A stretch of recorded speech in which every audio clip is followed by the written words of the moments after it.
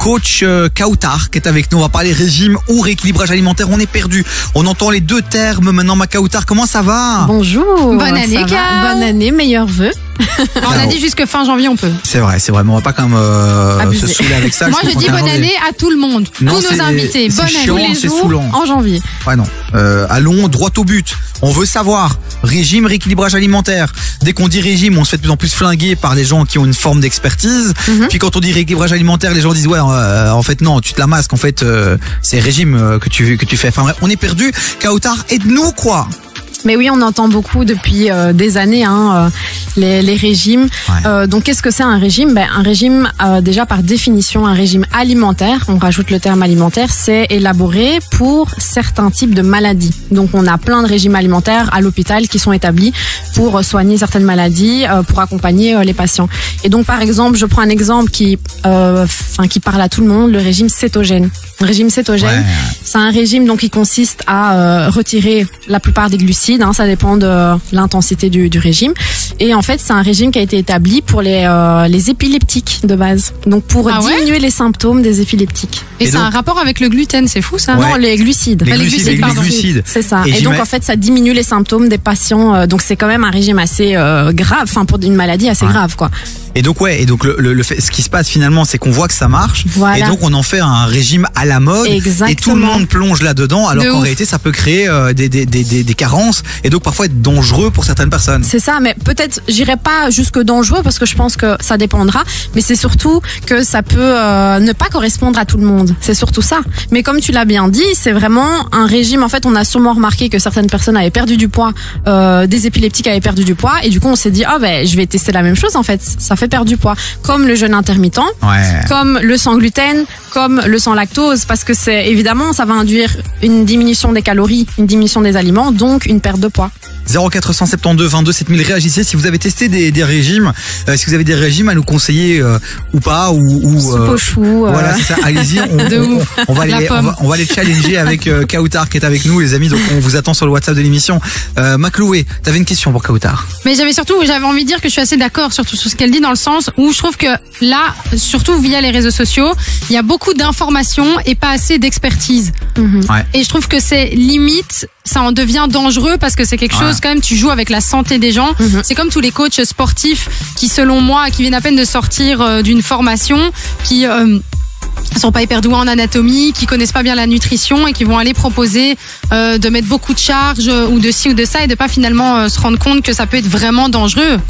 Et inversement aussi, on est parfois aussi face à des coachs qui maîtrisent la théorie mais qui l'ont peu mise en pratique et qui sont aussi parfois dangereux finalement, parce que parfois la pratique, et moi je pense à l'enseignement notamment avec ces grands pédagogues qui développent des techniques, des machins qui sur papier ont l'air magnifiques, et en fait dans la pratique c'est complètement flingué.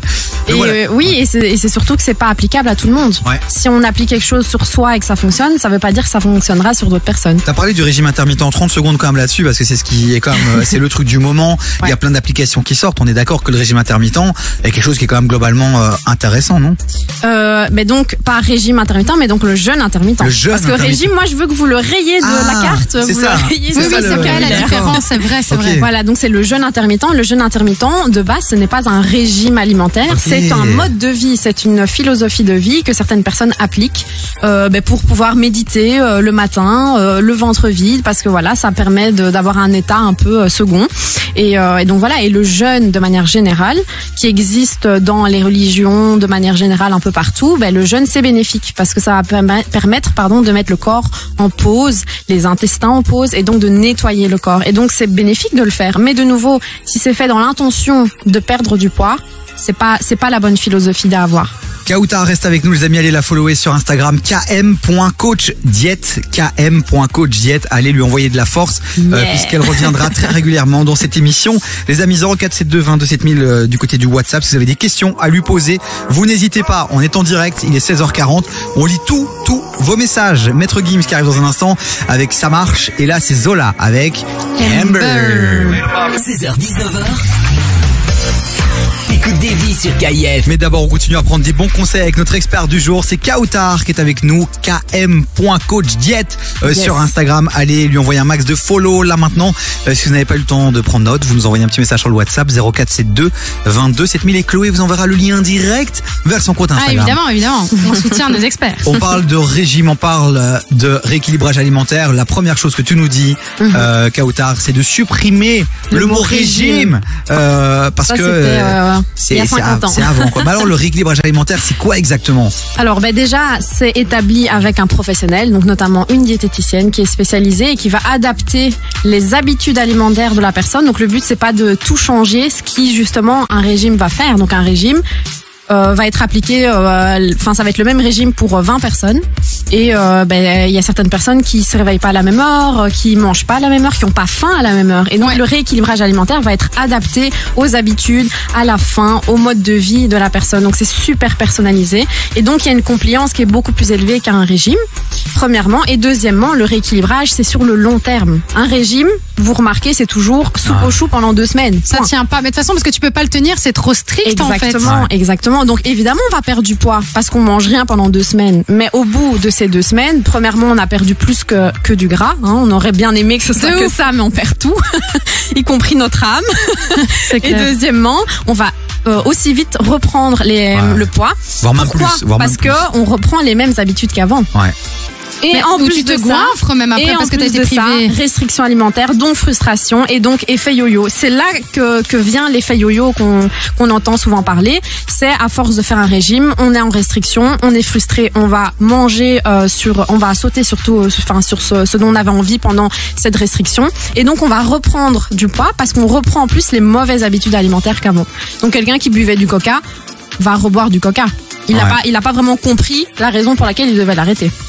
Est-ce qu'un rééquilibrage alimentaire, est-ce que tu le modifies après un certain laps de temps ou est-ce que c'est quelque chose que tu peux faire une fois et puis ça peut durer toute ta vie, façon de parler? Moi, c'est quelque chose qu'il faut adapter en fonction du sport. Imaginons, tu te mets au sport dans un mois et tu vas changer ta manière de t'entraîner. Là, oui, tu peux revenir vers ta diététicienne et lui dire voilà, j'ai changé mes habitudes alimentaires, je dépense plus qu'avant, donc il faut réadapter et rajouter pourquoi pas des collations sportives, donc avant ou après le sport. Après, le but aussi, j'imagine, là-dedans, c'est de créer de nouvelles habitudes. Donc, je pense que le but, c'est d'installer des choses qui, au final, en fait, tu n'y penses même plus. Parce que t'as pris du plaisir à mettre ça en place, tu te sens mieux et donc on n'est pas dans une forme de privation, même si malgré tout il n'y a pas de recette miracle non plus. Je pense qu'à un moment donné, si tu bois que du coca 10 fois par jour, si ton régime alimentaire est basé de sucre et que t'es drogué à ça, à un moment donné à un moment donné il faut faire des changements. Mais par contre le plus important, et c'est pour ça qu'un rééquilibrage alimentaire va prendre plus de temps qu'un régime, moi je mens pas à mes clients et à mes patients, je leur dis pas vous allez perdre 10 kilos en un mois parce que c'est clairement pas possible de le faire d'une manière saine.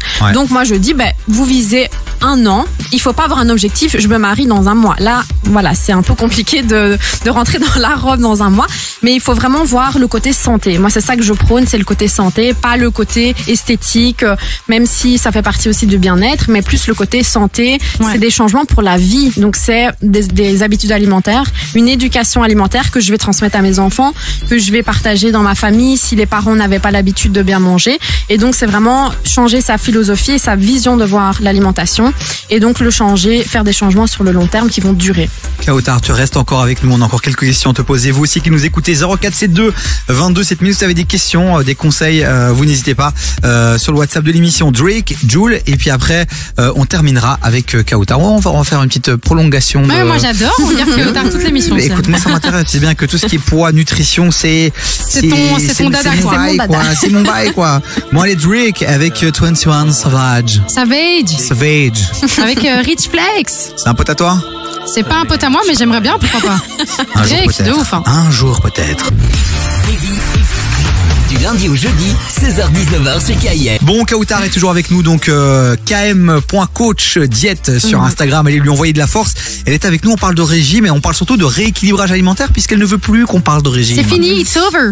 ma question pour toi, Kautar, qui me taraude l'esprit, c'est que le rééquilibrage alimentaire, c'est très bien. C'est devenu un terme à la mode, maintenant plus à la mode que même régime. C'est-à-dire qu'aujourd'hui, tu vois un coach, il te dit directement, avant même que tu dises quoi que ce soit, je suis pas dans le régime, je suis dans le rééquilibrage alimentaire, tu vois.